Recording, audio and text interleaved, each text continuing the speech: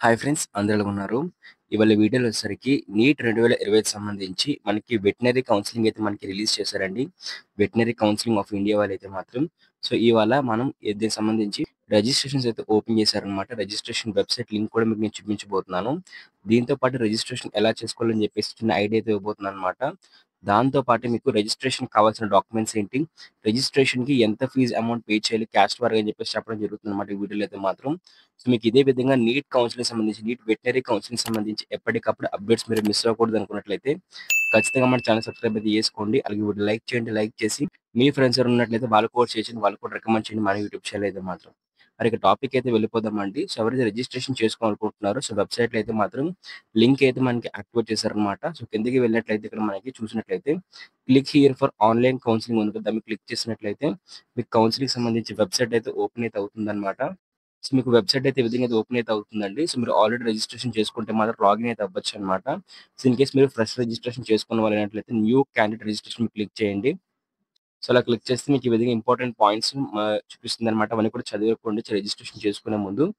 ఆ అగ్రీ మీద క్లిక్ చేసుకోండి. ఆ అగ్రీ మీద క్లిక్ చేసుకున్న తర్వాత మనకి ఈ విధంగా ఓపెన్ అయితే అవుతుందనమాట.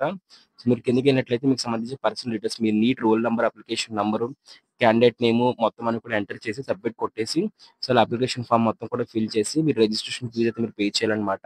ఇది రిజిస్ట్రేషన్ ప్రాసెస్ సంబంధించి చిన్న ఐడియా అనమాట. అయితే ఇప్పుడు ఈ నీట్ కౌన్సిలింగ్ సంబంధించి రిజిస్ట్రేషన్ ఫీజ్ ఎంత? దాంతో పాటే ఈ రిజిస్ట్రేషన్‌కి కావాల్సిన డాక్యుమెంట్స్ ఏంటి అని చెప్పేసి క్లారిటీగా ఎక్స్‌ప్లెయిన్ చేయబోతున్నానన్నమాట వీడియోలో అయితే మాత్రం. మరి ఇగో చూసినట్లయితే ఇక్కడ మనకి ఇన్ఫర్మేషన్ బులెటిన్ అని చెప్పేసి ప్రొవైడ్ చేశారండి. అయితే మనకి రిజిస్ట్రేషన్ ఫీజ్ అయితే మనకి ఈ విధంగా పే చేయడం జరిగిందనమాట. అయితే గుర్తుపెట్టుకోండి ఈ రిజిస్ట్రేషన్ ఫీజ్ అనేది మనకి నాన్ రిఫండబుల్ అనమాట.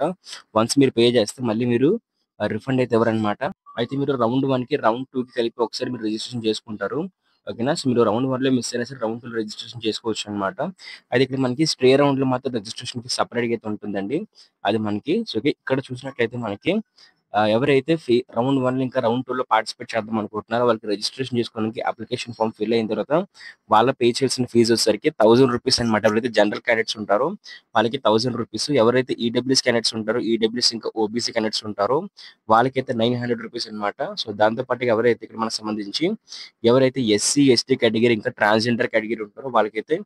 500 అనమాట. పర్సన్ విత్ డిజేబుల్ క్యాండిడేట్స్ కూడానా.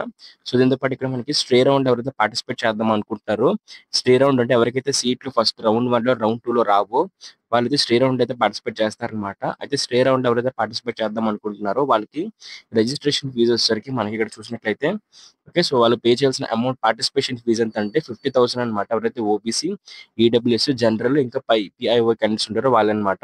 సో, దీంతో పాటు ఇక్కడ ఎస్సీ, ఎస్టీ ఇంకా పీహెచ్ ట్రాన్స్‌జెండర్ కేటగిరీకి అయితే మాత్రం 25,000 అయితే మాత్రం స్టే రౌండ్‌లో పార్టిసిపేట్ చేసే వాళ్ళకైతే ఉంటుందండి. సో, రౌండ్ 1లో, రౌండ్ 2లో మీకు సీట్ రాకపోతే అప్పటికి మీకు సీట్ కావాలనుకున్నట్లయితే మీరు స్టే రౌండ్‌లో అయితే పార్టిసిపేట్ చేయొచ్చనమాట. రౌండ్ 1 ఇంకా రౌండ్ 2లో మీకు సీట్ వస్తే మీరు ఖచ్చితంగా కూడా మీరు రిపోర్టింగ్ అయితే చేయాలండి. రిపోర్టింగ్ చేయకపోతే మీరు నెక్స్ట్ రౌండ్‌కి అయితే మీరు ఎలిజిబుల్ అయితే అవ్వరు. మీరు స్టే రౌండ్‌లో అయితే మాత్రం మీకు రౌండ్ 1, రౌండ్ 2లో సీట్ వచ్చినా సరే మీరు చేయడానికి అయితే ఎలిజిబుల్ అయితే అవ్వరనమాట. మనకి ఏపీ సైడ్ సంబంధించి బైపీసీ కౌన్సిలింగ్‌లో బీఈ ఫార్మసీ, ఫార్మాటీ కౌన్సిలింగ్ స్టార్ట్ అయిపోయిందండి. సో, అందులో వచ్చేసరికి అందరూ చేయాల్సిన విషయం ఏంటంటే ఒక మంచి కాలేజ్‌ని అయితే మనం పిక్ చేసుకోవాలన్నమాట. సో, అలాంటి ఒక బెస్ట్ కాలేజే మనకి శాస్త్ర గ్రూప్ ఆఫ్ కాలేజెస్ అన్నమాట. Sastra college of pharmaceutical sciences for women SPSW. ఇది ఓన్లీ వుమెన్స్‌కి అయితే number 1 college. Sastra college of pharmaceutical education and research SCON ఇంకా ఎస్పీఆర్సీ అన్నమాట. ఈ 2 కాలేజెస్ అయితే మనకి కో ఎడ్యుకేషన్ కోసం అయితే ఉన్నాయండి. మీకు మొత్తంగా hostel fees, mess fees, tuition fees అన్నీ కలుపుకొని మనకి 20,000కి అయితే ఇవ్వబోతున్నారన్నమాట. చాలా తక్కువ ప్రైస్ అండి ఇదైతే మాత్రం. సో, దీంతో పాటు బీఎస్సీ నర్సింగ్ ఇంకా బీపీటీకి సంబంధించి కూడా మనకి కాలేజెస్ అయితే ఉన్నాయండి.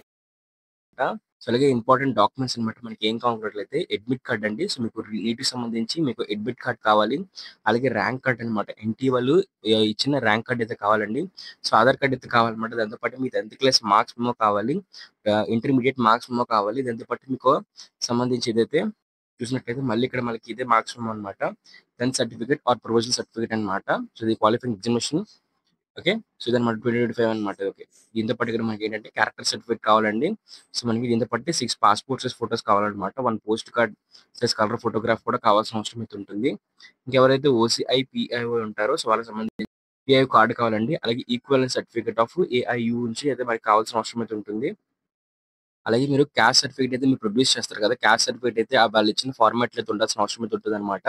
క్యాస్ట్ సర్టిఫికేట్ గాని, ఈడబ్ల్యూఎస్ సర్టిఫికేట్ గాని వాళ్ళు ఇచ్చిన ఫార్మాట్‌లో అయితే ఇవ్వాల్సిన అవసరం అయితే ఉంటుంది. అయితే ఇవి రిక్వైర్మెంట్ డాక్యుమెంట్స్ అనమాట. సో, ఓకేనా? మనకిక్కడ చూసినట్లయితే, ఇక్కడ మనం అబ్జర్వ్ చేసినట్లయితే ఈ ఓసీఐ, పీఓ మాత్రం అప్లికేబుల్ అయితేనే మీరు తీసుకురావాల్సిన అవసరం అయితే ఉంటుంది. అప్లికేబుల్ కాకపోతే మీరు టెన్షన్ పడాల్సిన అవసరం అయితే లేదనమాట. దీంతో పాటు మనకి ఏంటనుకున్నట్లయితే ఈక్వలెన్స్ సర్టిఫికేట్ ఆఫ్ ఏఐయు అనమాట. సో, ఏంటనుకున్నట్లయితే ఓకే. దీంతో పాటు మరి అబ్రాడ్‌లో చదువుకున్నట్లయితే, అబ్రాడ్‌లో చదువుకున్న వాళ్ళకైతే మాత్రం ఈక్వలెన్స్ సర్టిఫికేట్ అయితే అవసరం. ఇండియాలో మీరు చదువుకున్నట్లయితే మీకు అవసరం అయితే లేదనమాట. ఓకే. సో, మీకు రిజిస్ట్రేషన్ సంబంధించి క్లారిటీగా వీడియో కావాలనుకున్నట్లయితే ఖచ్చితంగా ఛానెల్‌ని కామెంట్ చేయండి. సో, కామెంట్ చేసినట్లయితే registration step by step video అయితే చేసి మీకు అప్‌లోడ్ చేయడం జరుగుతుందనమాట. అలాగే సబ్స్క్రైబ్ చేసుకున్న టెలిగ్రామ్ ఛానెల్ ఇంకా వాట్సాప్ ఛానెల్ జాయిన్ అవ్వకపోతే వెంటనే టెలిగ్రామ్ ఛానెల్‌లోను, వాట్సాప్ ఛానెల్‌లో ఖచ్చితంగా జాయిన్ అయితే అయిపోండి.